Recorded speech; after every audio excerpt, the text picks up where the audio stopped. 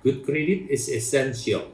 Pay your bills 2 days before they are due. Always pay the plumber and electrician on the spot. Jadi maksudnya dia reputasi soal duit ya.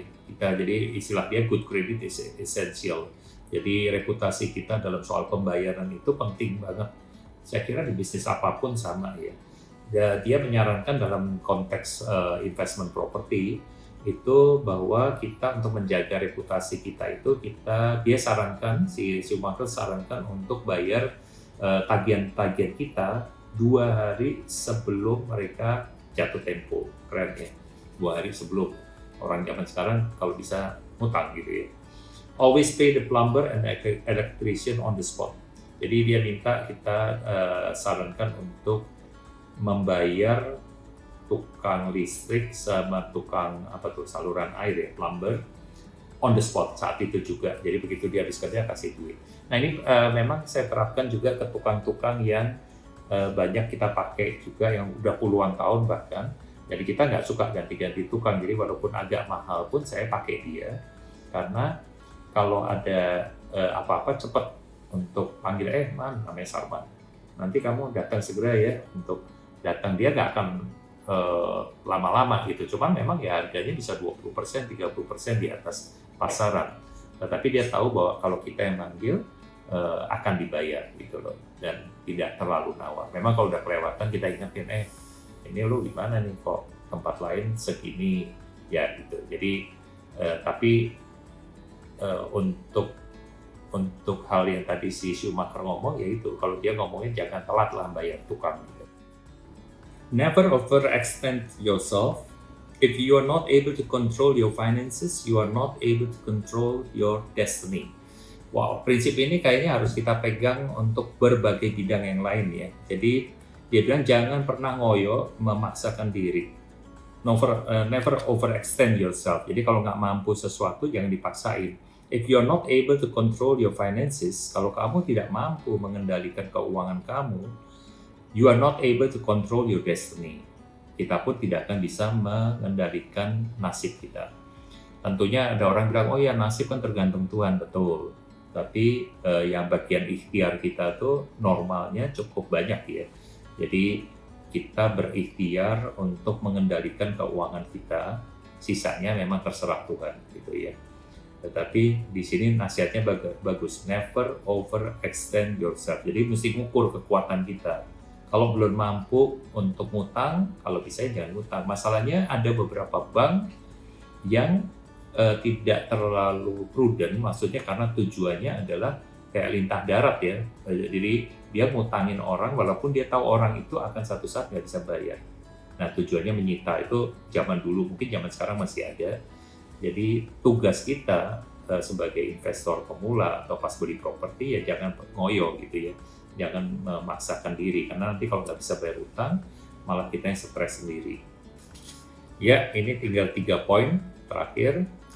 3 poin terakhir. The sooner you realize that there is no easy way to get rich, the better off you are going to be. Maksudnya apa ini? Makin cepat Anda menyadari bahwa tidak ada jalan mudah untuk menjadi kaya, makin baiklah buat kita gitu ya. Nah ini memang perlu dikritisi ya. Secara umum memang prinsip hukum alam itu kan memang begitu ya. There is no easy way to get rich. Jadi nggak ada jalan mudah untuk menjadi kaya. Karena kalau kegampangan untuk jadi kaya, ya berarti biasanya cepat hilang biasanya. Dan makin cepat kita menyadari itu, makin aman buat kita. Secara umum memang prinsip ini kadang-kadang sekarang ini ada berbagai buku motivasi untuk jadi kaya yang bilang enggak, kaya itu bisa juga cepat, tapi ada cepat ada risikonya. Terus tergantung tipe orang. Ada orang yang memang bisa gesit banget sehingga kelihatannya kayak gampang banget nih dapat duit. Ada orang yang mungkin lebih lambat. Nah kalau si Schumacher ini, si opa tua ini, saya kasih gambarnya ini. Nah si opa ini dia setua itu masih berpendapat seperti ini. There is no easy way to get rich. Semoga kita juga hati-hati ya, karena kalau mau jalan cepat kadang-kadang jadi menghalalkan cara. Kadang-kadang jadi nggak sabar, kadang-kadang jadi stres sendiri. Jadi kayak nanam pohon yang harus bertahap. Kedua ya saya bilang di dalam kehidupan memang dari pengalaman, dari prinsip-prinsip spiritual juga, kekayaan itu kan yang ngasih Tuhan. Kita berusaha. Jadi ada orang dia berusahanya cuma sedikit tapi cepat banget kayanya. Ini tanpa korupsi ya. Ada juga orang udah ngoyo memang mentoknya segitu. Yaitu urusan Tuhan ya. Tapi pada dasarnya prinsipnya kalau kita mau berusaha secara umum tidak ada cara yang mudah untuk menjadi kaya. Semuanya perlu usaha, perlu waktu, perlu pengalaman, jatuh bangun. Anak-anak muda sekarang hanya ngelihat orang udah terlanjur kaya kan. Kalaupun dia ngelihat yang kaya, apalagi sesama mereka yang masih muda, mereka kan nggak lihat ujung akhirnya. Misalnya umur 30, 40 udah kaya. Kita nggak pernah tahu tuh umur 60 dia seberapa happy dengan istrinya atau seberapa happy dengan anaknya. Anaknya jadi orang semua nggak. Nah, itu misteri kehidupan lah ya. Tapi kita bisa belajar dari pengalaman orang yang lebih tua. Consult a competent real estate attorney and accountant on all important matters. Jadi, si Schumacher menyarankan untuk kita sebagai pembeli properti consult competent real estate attorney. Kalau di kita ya biasanya notaris, PPAT. Kalau pembelian komersial, properti komersial yang kompleks sekali, memang ada gunanya untuk melibatkan ahli hukum yang pengalaman di properti. Di saya sendiri, karena background saya lawyer, kita nangani kasih legal advice, walaupun sebagai notaris, legal advice-nya independen, kita nggak bersifat litigasi dan tidak memihak sebetulnya. Tetapi kita tahu, karena background saya, tapi secara umum, kalau udah transaksinya besar sekali dan kompleks sekali, itu pengetahuannya beda dengan notaris biasa. Lebih ke legal advisor, lebih ke ahli properti, dan untuk transaksi seperti itu perlu real estate attorney, yang kompeten dan bisa terpercaya. Kedua, accountant dalam segala hal ya. Jadi Schumacher nggak ngomong soal properti aja, tapi untuk semua hal yang penting consult ke attorney, real estate attorney, dan accountant. Kalau saya tambahin lagi, zaman sekarang tax advisor. Jadi tax advisor ini, konsultan tax ini penting, karena zaman sekarang orang nggak bisa lagi sembarangan soal tax. Dari dulu juga harusnya nggak boleh sembarangan, tetapi sekarang dengan semua datanya online, dengan counterpart kita jual beli properti misalnya, ada satu orang dia mau merendahkan harga supaya di bawah NJOP atau mendekati NJOP. Sementara kita selalu ingetin ke orang yang lain, ya penjual atau pembelinya, hati-hati karena mungkin bagus buat si orang ini satu pihak, tapi pihak yang lain akan dirugikan karena mereka bayar pajaknya udah tertib, dan hampir semua orang sekarang bayar pajaknya tertib. Jadi kalau nggak benar soal pajak bahaya. Jadi tapi kembali lagi yang disarankan, tunjuklah properti lawyer yang bagus, yaitu kalau saya sarankan pakai notaris karena sehari-hari dia ribuan transaksi seumur hidup dia menghadapi transaksi properti di daerahnya. Jadi nggak perlu sampai lawyering, nggak perlu sampai pakai lawyer, tapi cukup notaris yang kompeten. Kedua, accountant. Ketiga, tax consultant. Selain tukang dan lain-lain ya. Nah, yang ini terakhir banget. You can sum up success in real estate in one word: perseverance.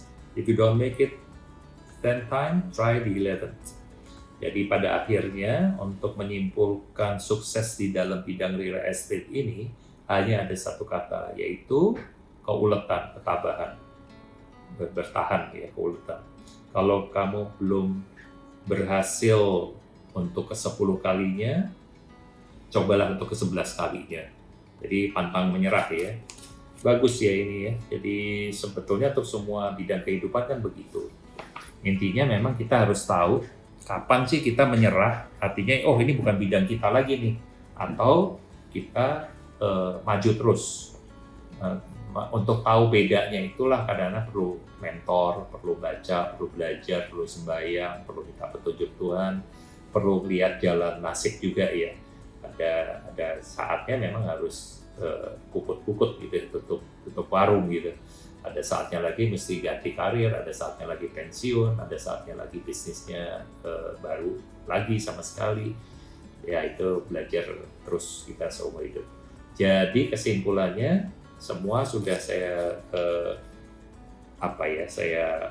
saya sampaikan di sini, Schumacher's Real Estate Axioms. Bacanya apa nih? Aksioma lah kalau kita ya, prinsip-prinsipnya. Dan semoga ini berguna.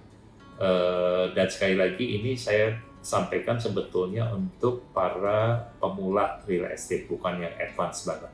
Tetapi karena ditulis oleh seorang yang sangat advance dan sangat pengalaman, pasti prinsip dasar ini kepakai juga untuk orang-orang yang sudah lama berkecimpung di bidang properti.